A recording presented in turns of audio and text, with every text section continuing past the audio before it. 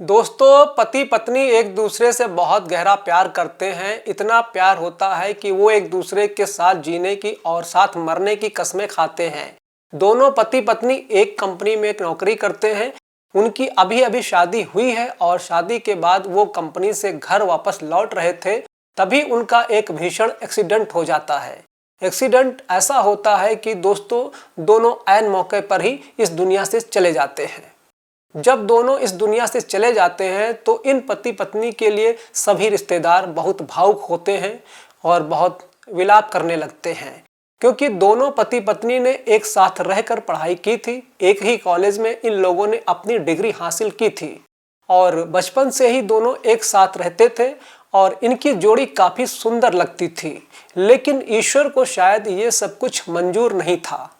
लेकिन रुको जरा, ठहरो, दिमाग के घोड़े कम दौड़ाओ, क्योंकि ईश्वर को इनका साथ मंजूर भी था और शायद इनको एक नया खुशी देनी थी। वो खुशी की जो ये साथ जीने मरने के वादे करते हैं, शायद भगवान उन वादों को पूरा करता है। सुनने में बातें लगती हैं अटपटी थोड़ी सी, मानो जैसे चमत्कार हुआ हो, मानो कहीं पर ये चीज़ें होती नहीं हैं। और कैसे हो गई? तो दोस्तों, क्या तोहफा उनको भगवान ने दिया था, क्योंकि ये दूसरे जन्म में एक होते हैं और शादी भी करते हैं। लेकिन कैसे करते हैं और इनके साथ ऐसा क्यों हुआ? नमस्कार, आदाब, मैं हूं दिलीप यादव। दोस्तों, आज एक पुनर्जन्म की सच्ची घटना आप लोगों को सुनाने जा रहा हूं, जो कि एक प्रेम कहानी होती है। बचपन का प्यार होता है, जवानी की दहलीज पर आकर शादी होती है, लेकिन शादी पूरी नहीं हो पाती है। कहानी की शुरुआत होती है मध्य प्रदेश का जिला रीवा से। रीवा जिले में दो बच्चे रहते हैं, अड़ोस पड़ोस में, मतलब पड़ोसी रहते हैं, जिनमें से लड़की का नाम एलिसा होता है और लड़के का नाम अजय होता है। एलिसा और अजय बचपन से ही एक साथ रहते हैं और एलिसा जो होती है अजय से करीबन 1 साल, लगभग 8 महीने ही छोटी होती है। अब दोनों हम उम्र होते हैं तो घर वाले एक स्कूल में इन दोनों का एडमिशन कराते हैं। दोनों एक साथ खेलते हैं, एक साथ रहते हैं, एक साथ एक दूसरे को अपना खाना बांटते हैं या शेयर करते हैं। दोनों में धीरे धीरे नज़दीकियां और ज़्यादा बढ़ने लगती हैं। इन दोनों को भी नहीं पता होता है, इन बच्चों को भी, जो एलिशा होती है और अजय होता है, जब ये 8वीं 9वीं क्लास में आते हैं तो इन दोनों को भी नहीं पता होता है कि हम दोनों में जो रिश्ता कायम हो रहा है, हम उसे किस चीज़ का नाम दें, क्योंकि ये दोनों एक पल के लिए भी एक दूसरे के बिना अब नहीं रह पाते थे। मामला कुछ ऐसा था दोस्तों कि अजय के माँ बाप अगर घर से बाहर जाते हैं तो अजय को एलिसा के माँ बाप के पास छोड़कर जाया करते। ऐसा मामला चल रहा था, क्योंकि जो अजय होता है एलिसा से एक पल के लिए भी अलग नहीं रह पाता है। जब बच्चों की इतनी नज़दीकी होती है तो अमेरिका देश के बारे में आप लोगों ने सुना होगा। वहाँ पर बहुत खुलेआम विचारों के लोग रहते हैं।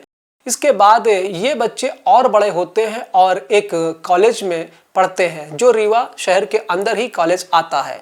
वहाँ से बड़ी डिग्री प्राप्त करते हैं और दोस्तों, वहाँ पर जब ये पढ़ते हैं तो दोनों एक दूसरे को प्रपोज करते हैं, हाथों में गुलाब का फूल लेते हैं और कहते हैं कि क्या तुम मुझसे शादी करोगी। और यहाँ पर जो अमेरिका की रीति रिवाज है, उसी हिसाब से इन दोनों की शादी हो जाती है एक चर्च में। क्योंकि दोस्तों, जो एलिशा होती है वो क्रिश्चियन होती है। दोनों एक दूसरे को पाकर बहुत खुश थे और ज़िंदगी बहुत अच्छी तरीके से चलने लगती है। लेकिन अब अपना एक अलग घर बसाना चाहता था।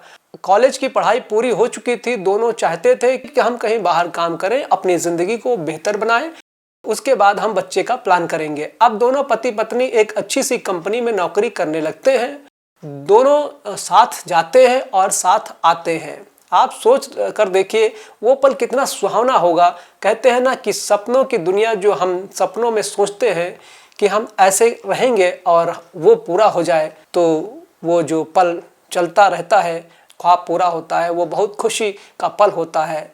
अब दोनों पति पत्नी, जो अजय होता है और एलिशा होती है, दोनों पति पत्नी आ रहे थे कंपनी से नौकरी करके। और दोस्तों, रास्ते में ये पैदल चल रहे थे। रास्ते में एक गाड़ी आती है, पुराना मॉडल का होता है गाड़ी, और उस गाड़ी में एक ऐसा व्यक्ति बैठा हुआ था जिसे शायद लोग साइको किलर भी कहते हैं। उस व्यक्ति ने इन दोनों को देखकर गाड़ी को पीछे लिया और पीछे लेने के साथ साथ अपनी गाड़ी को तेज रफ्तार में किया। ये दोनों समझ ही नहीं पाते हैं, जो अजय होता है और इसकी जो पत्नी होती है एलिसा, दोनों नहीं समझ पाते हैं कि वो व्यक्ति क्या करना चाहता है और वो व्यक्ति जानबूझकर इनके ऊपर गाड़ी चढ़ा देता है। दोनों लोग को गाड़ी चढ़ने के बाद फिर गाड़ी को पीछे लेता है और फिर दोबारा से गाड़ी चढ़ा देता है। अब पता नहीं इस व्यक्ति की क्या दुश्मनी होती है। जब ये घटना होती है तो वहाँ पर पुलिस आती है और पुलिस जब एलिसा और अजय को उठाती है और तो उनकी धड़कनें बंद हो चुकी थी और इस व्यक्ति को तकरीबन 3 दिन में अरेस्ट कर लिया जाता है। जब इस व्यक्ति की मानसिक हालत देखी जाती है तो ये पता चलता है कि इसकी दिमागी हालत ठीक नहीं है। ये साइको जैसा व्यक्ति था। इसको सलाखों के पीछे पहुंचाया जाता है। लेकिन अजय और एलिसा के माँ बाप बहुत ज़्यादा दुखी होते हैं क्योंकि अभी बच्चों की शादी हुई थी और अभी ये सब कुछ हो गया। दोस्तों, घर में एक भारी शोक होता है।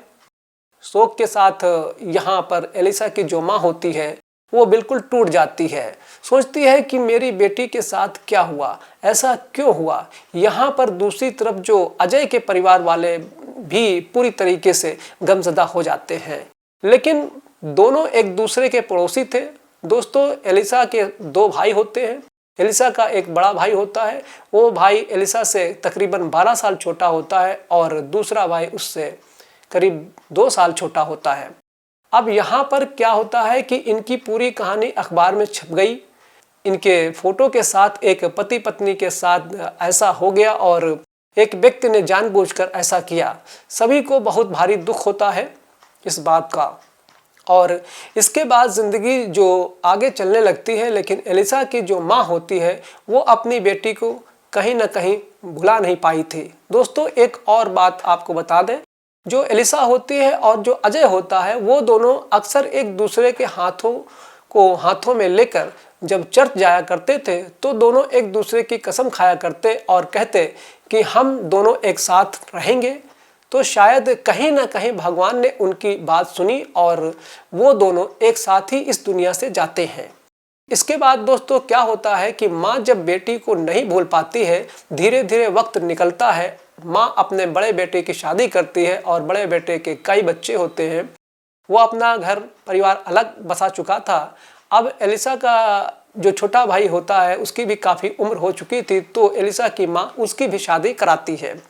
दोस्तों, एलिसा के परिवार के बारे में यहाँ आपको मैं क्यों बता रहा हूँ, क्योंकि जो एलिसा का छोटा भाई होता है, जब उसकी शादी होती है और शादी के बाद एलिसा के छोटे भाई की पत्नी जब गर्भवती होती है, तब तक एलिसा को इस दुनिया से गए हुए 20 साल हो चुके थे।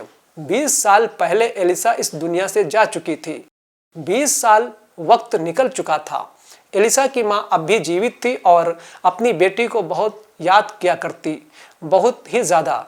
आज उसे आंखों से कम दिखने लगा है, लेकिन फिर भी वो अपने छोटे बेटे के पास रह रही थी, उसकी पत्नी के पास रह रही थी। दोस्तों, जब एलिसा के छोटे भाई की पत्नी जब गर्भवती होती है तो यहाँ पर वो एक लड़की को जन्म देती है। बड़ा भाई अलग हो चुका होता है, छोटा भाई रह रहा था परिवार के साथ। जब एक बेटी का जन्म होता है तो यहाँ पर छोटा बेटा भी कहता है कि एलिसा की माँ से कहता है कि माँ, हम कहीं और रहना चाहते हैं। तो वो कहती है कि बेटा, मैं किसके सहारे रहूँगी, तुम्हारे पिताजी भी इस दुनिया में नहीं रहे। अब यहाँ पर जब हॉस्टल में एलिसा की भाभी जो होती है उसको एक जो बच्ची जन्म होती है, खूबसूरत सी बच्ची, तो बच्ची को जब वो जन्म देती है तो एलिसा की माँ जब उस बच्ची को देखने के लिए आती है, जाती है, तो उसकी आंखें भर आती हैं। जिसे कम दिखाई देता था उसने कम देखते हुए भी कहा कि ये तो बिल्कुल हूबहू एलिसा की तरह ही है। ऐसे ही एलिसा थी और एलिसा के कुछ फ़ोटो होते हैं तो माँ दोबारा घर आती है और घर से उन फ़ोटो को ले जाती है और एलिसा के चेहरे से मैच करती है। तो वो कहती है कि बेटा, ऐसा कैसे हो सकता है, ये तो बिल्कुल तुम्हारी बहन की तरह ही है। तो यहाँ पर वो देखकर कहती है, जो एलिसा की भाभी होती है, कि कोई बात नहीं, हमारे घर का मेंबर घर में ही आ गया है, आ चुका है, बस यही सब कुछ होता है। अब यहाँ पर जो एलिसा की भाभी को लड़की हुई है उसका नाम ये लोग सूफिया रखते हैं। सूफिया नाम से इस लड़की का नामकरण होता है और ये लड़की बड़ी होने लगती है।